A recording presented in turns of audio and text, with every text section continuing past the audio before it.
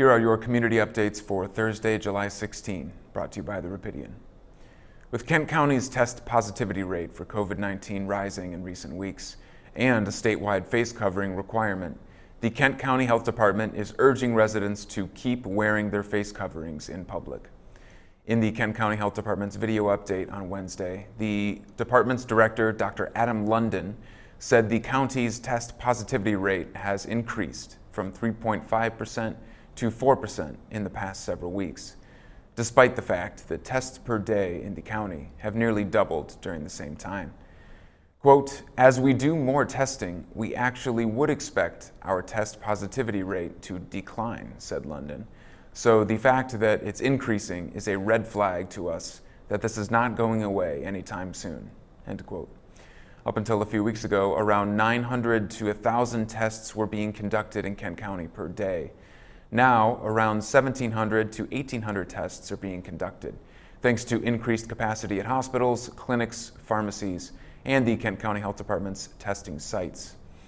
In response, London said face covering use by those medically able to tolerate them can help bring the positivity rate back down. Quote, "The reality is they reduce risk," the director said. "And reducing risk right now is the name of the game. Reduce risk and bide time. If we do those things, we can continue to reopen, we can continue to keep transmission low, we can avoid overwhelming our healthcare systems. We can do things like getting back to school and so many of the other things we all want to do," end quote. Resources for mitigating COVID-19 spread are available on the Kent County Health Department's COVID-19 page, including resources in multiple languages. The website can be found at www.accesskent.com/health. Governor Gretchen Whitmer on Tuesday extended Michigan's state of emergency and disaster declarations related to COVID-19 through August 11th.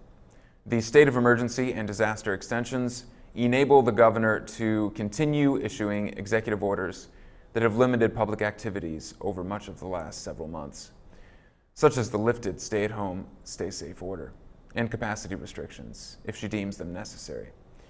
Quote, "COVID-19 has now killed more than 6,000 people in Michigan," Whitmer said, "and the rising numbers we've seen over the past few weeks prove this virus is still a very real threat in our state," end quote. The state of emergency declaration was previously set to expire at 11:59 p.m. on July 16. It will now expire on 11:59 p.m. on August 11. The full executive order extending the declarations is available on Whitmer's official website, www.michigan.gov/Whitmer.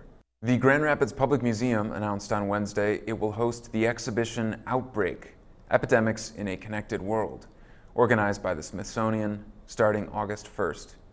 The exhibition explores how pathogens can spread to people from wildlife and livestock, why some outbreaks become epidemics, and how human, animal, and environmental health are all connected. The Grand Rapids Public Museum will be including a section related to its community documentation project of daily life during the pandemic.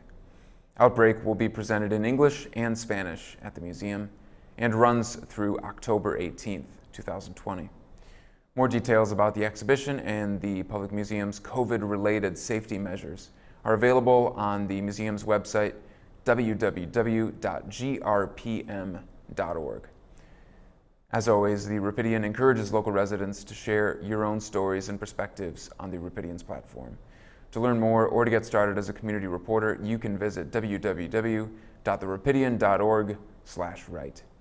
This message is brought to you by the Rapidian, GRTV, and the Grand Rapids Community Media Center. Take care of yourselves and take care of each other. We'll see you soon.